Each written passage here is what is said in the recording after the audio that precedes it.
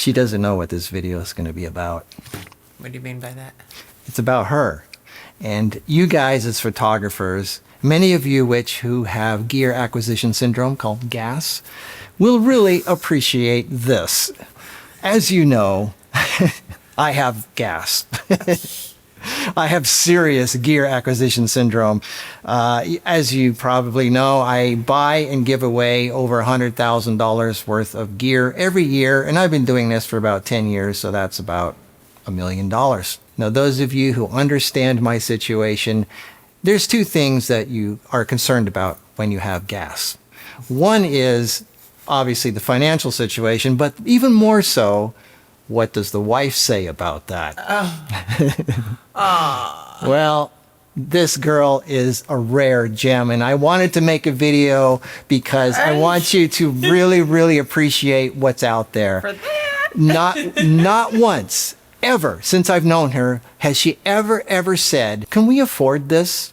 She's never questioned the financial situation. She trusts me explicitly. Never once did she question anything. Let me tell you real quick. When we first moved into this house, as you know, I had a rifle range in below ground here, and there was all these rooms. There was a pool hall, ammunition room, there was a bedroom, there was a bathroom, another room. There's a bunch of rooms, and I just wanted to take all the walls out and make one giant studio, but those walls hold up the house. So we had to get engineers to come out, and it took 12 companies 2 years to figure out how to take those walls down, put up I-beams to hold up the house, and take out the walls and do all that. So during this whole time where that was happening, all the gear that I had to be up here. All my gear was filling up this entire place. It was like a warehouse just jammed full of stuff. For 2 years, this beautiful house was jammed with tripods, light stands. It was a photo store. It was a storage place. It was a storage place. And not once did she ever say one word about that. I mean, for 2 years. Now, I know you guys can appreciate that, what a treat it is as somebody who likes gear to have a woman like that. Well, I trust you, completely. I know you know what you're doing. Plus, as long as it's not in the kitchen. And it goes both ways. I'll come home after visiting someone for a week and I'll see something is a mess, like the desk area, and I'm like, oh my gosh, it is so sloppy over there. I'm going to start cleaning it. Turns out it's all my mess. Everything that I cleaned is mine. Not one thing is yours. And then, of course, I think, oh my goodness, this man never said, it's looking a little sloppy here. Can I clean it up? So sweet. So it goes both ways, young man. That's one thing, but financial security is a whole nother issue.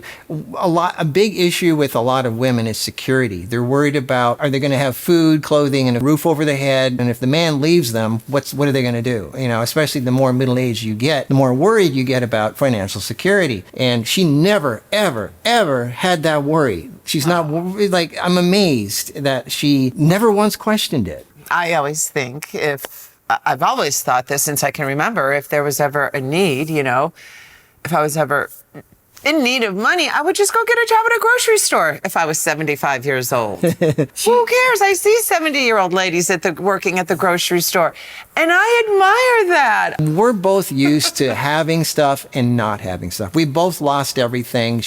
You lived in your car for a while with your son. We are used to it. We've been there, and we don't worry about it because we know we can get it back, and it's not like a big worry of ours. No, because, we have faith in ourselves. We pick us up and everything is on loan to us in life. Everything, all the fancy stuff, we don't own it anyway. It's on loan to us. Yeah. We're given the experience, a chance to experience what it's like, but we don't own it. We can't take it with us. Things come and go, and we realize this. People who are fearful, they fear loss. And we've lost things so many times. We've been down to nothing so many times that it's not a big deal. Everything is temporary. As long as we have each other and we have... Absolutely.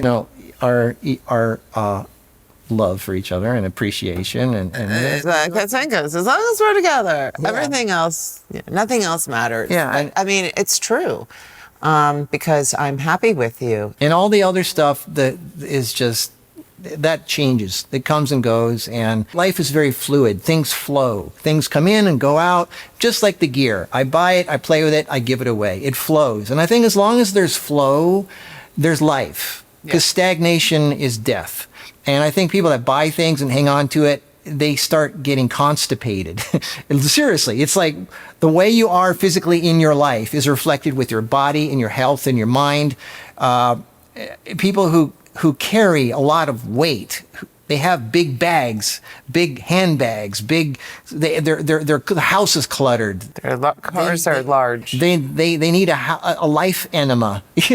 Everybody. So I like to keep things moving, so there's no like accumulation, stagnation of things. Keep it moving, keep it flowing, because that's life. So I just wanted to say that I know a lot of you relate to having gear, loving gear, acquiring, and it doesn't have to be photography stuff. Some guys like to collect cars or pickup trucks or garden lawn equipment, or they like to spend a lot of money on football game tickets or whatever. The wife has to deal with that. She has to be like, honey, do you really need to spend all that money on that? Women would like to know that there's security in their life, but I hate to say it, and I talk about this in the Health Channel, there's no such thing as security. Anything can happen at any moment. You could lose everything you have. As a matter of fact, entrepreneurs who become very, very successful, they risked everything they had. And a lot of times they lost everything they had right before they made it. Relationships break up because of that, people taking those kinds of chances.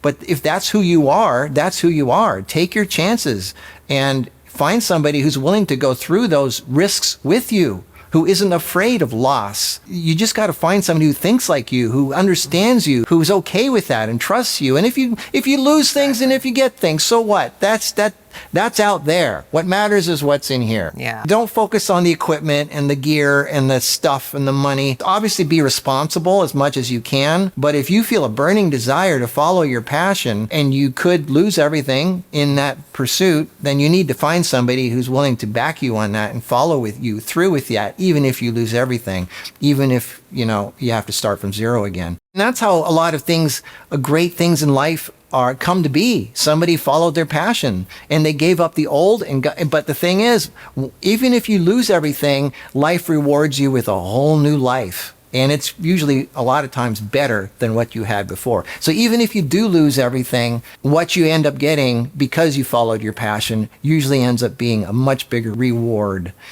And if all that reward is just a feeling of accomplishment in your heart. Absolutely. It doesn't have to be monetary. It doesn't have to be physical. It can be emotional. It can be like the feeling that you accomplished something. You did something. You gave something to the world. You got an experience. That was my feeling when I would run my restaurant. Money wasn't abundant at all, but the feeling. I just loved to come to work every morning. And I'd stay there till late in the wee hours of the night because I loved it. That was my passion. And I risked everything for it.